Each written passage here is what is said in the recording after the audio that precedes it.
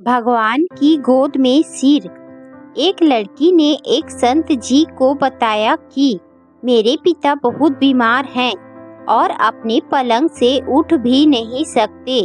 क्या आप उनसे मिलने हमारे घर पे आ सकते हैं? संत जी ने कहा, बेटी, मैं जरूर आऊँगा। संत जब उनसे मिलने उसके घर पर गए तो देखा कि एक बूढ़ा और बीमार आदमी पलंग पर दो तकियों पर सिर रख कर लेटा हुआ है, लेकिन एक खाली कुर्सी उसके पलंग के सामने पड़ी थी। संत जी ने उस बूढ़े और बीमार आदमी से पूछा कि मुझे लगता है कि शायद आप मेरे ही आने की उम्मीद कर रहे थे। उस वृद्ध आदमी ने कहा, जी नहीं, आप कौन हैं? संत जी ने अपना परिचय दिया और फिर कहा, मुझे ये खाली कुर्सी देखकर लगा कि आपको मेरे आने का आभास हो गया है। वो आदमी बोला, संत जी, अगर आपको बुरा न लगे तो कृपया कमरे का दरवाजा बंद कर दीजिए। संत जी को थोड़ी हैरानी तो हुई, फिर भी संत जी ने दरवाजा बंद कर दिया। वो बीमार आदमी बोला कि दरअसल इस खाली कुर्सी का राज मैंने आज तक भी किसी को नहीं बताया, अपनी बेटी को भी नहीं।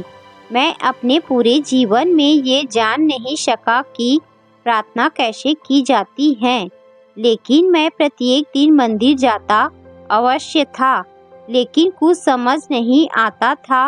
लगभग 4 साल पहले मेरा एक दोस्त मुझे मिलने आया।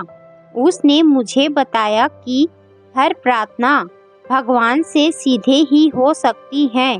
उसी ने मुझे सलाह दी कि एक खाली कुर्सी अपने सामने रखो और ये विश्वास करो कि भगवान खुद इस कुर्सी पर तुम्हारे सामने बैठे हैं।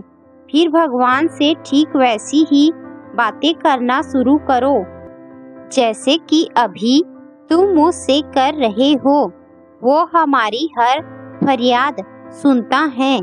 और जब मैंने ऐसा ही करके देखा, मुझे बहुत अच्छा लगा। फिर तो मैं प्रत्येक दिन 2-2 घंटे तक ऐसे ही भगवान से बातें करने लगा।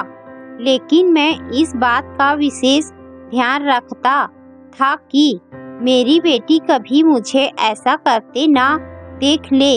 अगर वो देख लेती तो उसे लगता कि मैं पागल हो गया हूँ। ये सुनकर संत जी की आंखों में प्रेम और भाव से आंसू बहने लगे। संत जी ने उस बुजुर्ग से कहा कि आप सबसे ऊंची भक्ति कर रहे हो।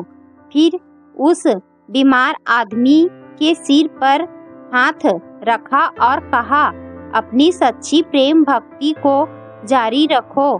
संत जी अपने आश्रम में लौट गए, लेकिन 5 दिन बाद वही बेटी संत जी से मिलने आई और उन्हें बताया कि जिस दिन आप मेरे पिताजी से मिले थे वो बेहद खुश थे, लेकिन कल सुबह 4 बजे मेरे पिता जी ने प्राण त्याग दिए हैं। बेटी ने बताया कि मैं जब घर से अपने काम पर जा रही थी तो उन्होंने मुझे बुलाया, मेरा हाथ प्यार से चूमा। उनके चेहरे पर बहुत शांति थी।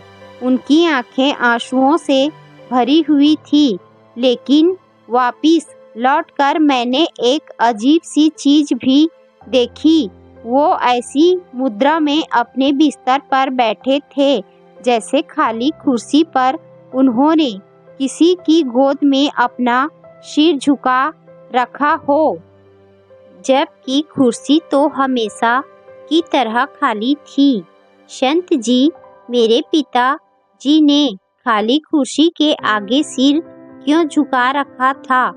बेटी से पिता का ये हाल सुनकर संत जी फूट फूट कर रोने लगे और मालिक के आगे फरियाद करने लगे, हे मालिक, मैं भी जब इस दुनिया से जाऊं तो ऐसे ही जाऊं।